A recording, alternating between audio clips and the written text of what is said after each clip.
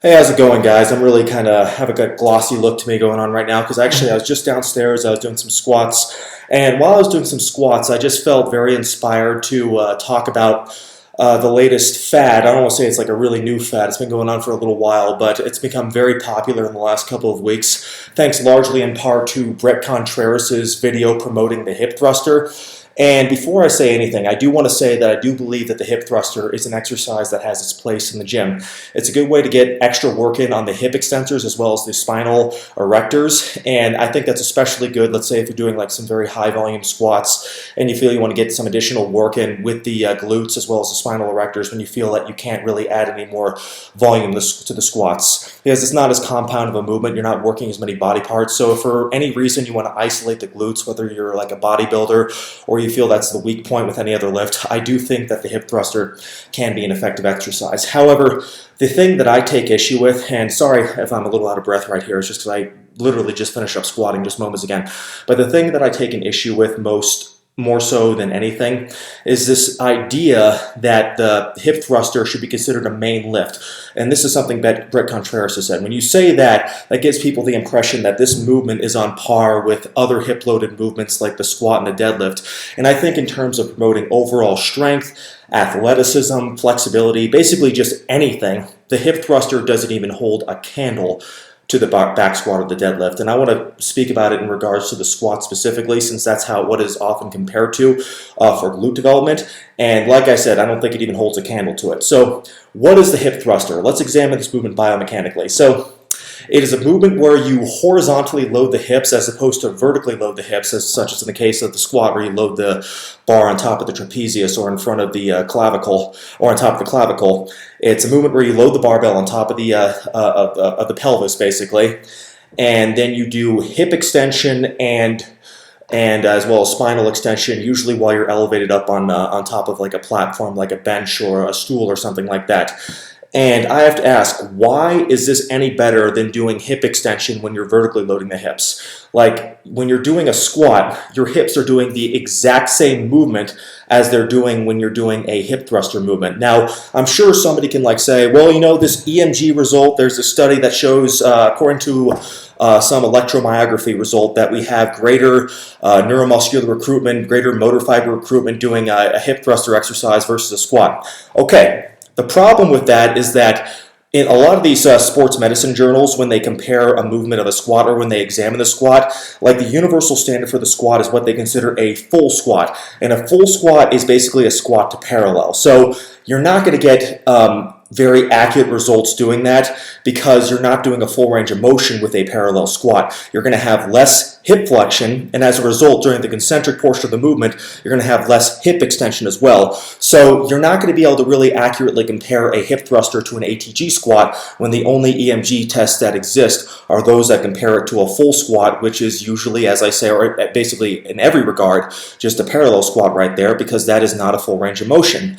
And additionally, even taking that out of consideration, what is it about a hip thruster that's so superior to a squat? You're doing the exact same movement. You're flexing the hips and then you're extending the hips. The only big difference is that, for one, your knees are in a permanently flexed position, so you're not working as many body parts. You're not working the knee extensors. You're not working the hip flexors. You're not working the hamstrings to the same extent.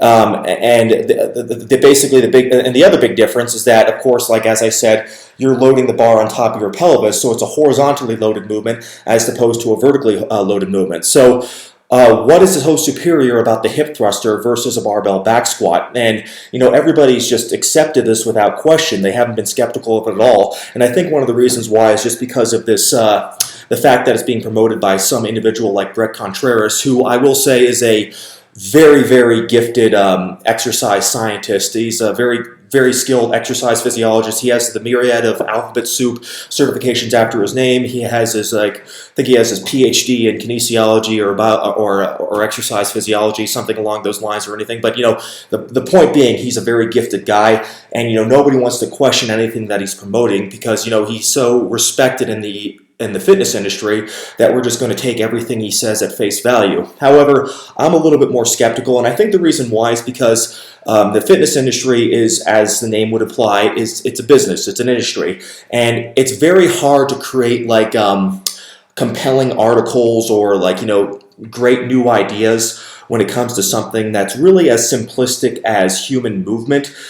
Because when it comes to strengthening the human body, we've known how to do it for thousands of years. Even like the ancient Romans did movements like push-ups and squats. Now the barbell is a relatively recent invention, but what the barbell does is that it takes these movements that our body is naturally hardwired to do, such as squats, hinges, presses, pulls, and it just adds resistance to them, so we can add resistance to the entire body in order to progressively overload those movements. Now you don't have to use barbells, but the barbells are nevertheless a very effective tool for overloading those movements. So really, when it comes to training the human body, it's something that people have known to do for a very long time, and that's why there have been plenty of great bodies built all throughout human history. However, people need to come up with new ideas. They need to find some new du jour fitness idea that they can sell and market to people. So it's not very compelling to keep on telling people, well, you got to squat, you got to deadlift. People want to hear something new. They want to hear something exciting, and that's where the hip thruster comes in. And the hip thruster is this great new idea. I mean, it's not like a new exercise, but like the idea of it being a main lift seems to be a relatively new concept, and people are very excited about it. But really, you're not doing any movement with the hip thruster that you're not already doing with the squat. And additionally, with the squat, you also involve the hip flexors. You have dorsiflexion, you have plantar flexion, so you're also involving the gastrocs and the soleus. And as far as everything else goes, you're still extending the spine, you're still extending the hips. So it does everything that the hip thruster does, plus a lot more. Now, I have heard people say that, well, no, we're not telling you to substitute the hip thruster with the squat. We're just saying that the hip thruster can be used as a valuable assistance exercise. And that's something I normally agree with. But in what case would you use the hip thruster as an assistance exercise for something like the squat? Well, somebody will say, well, if your glutes are really weak, you'll be able to tell because you're probably falling forward too much with the squat.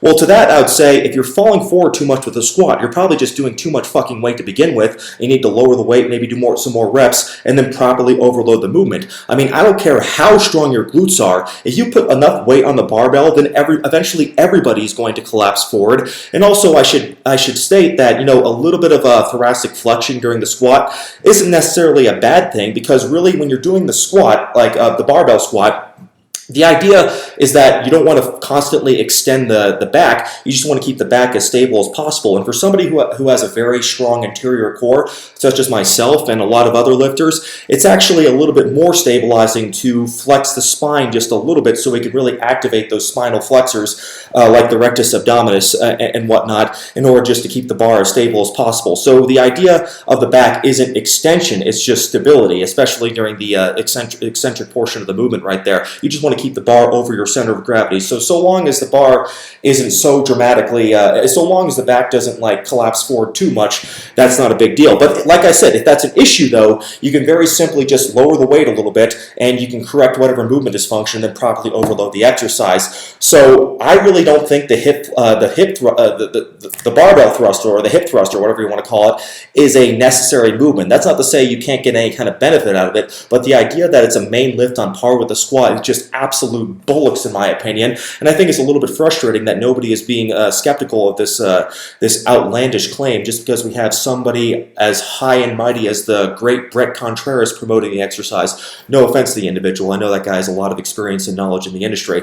However, I just wanted to give my thoughts on that matter. And also the idea that we need to build big glutes and everything like that. Now I know that there's the full fancy EMG studies that say that, you get like maybe 5 to 10, 15% more muscle fiber recruitment from the gluteus maximus and gluteus minimus doing something like a hip thruster versus a barbell squat. But how a movement is applied and how the result and how we see the results, I think that matters even more than what we see on some chart, especially since, like I said before, a lot of times what they compare the squat to is a full squat and not necessarily an ATG squat. So to those who are skeptical of the thought that you can't build good glutes with a barbell squat, ask yourself this: have you ever seen a woman who can squat 225 pounds, 100 kilograms or more, who doesn't have a nice ass? I rest my case. Anyways, I just want to give my thoughts on that issue, and thanks for watching, and stay tuned. I'll have some more videos soon covering a myriad of subjects. Take care.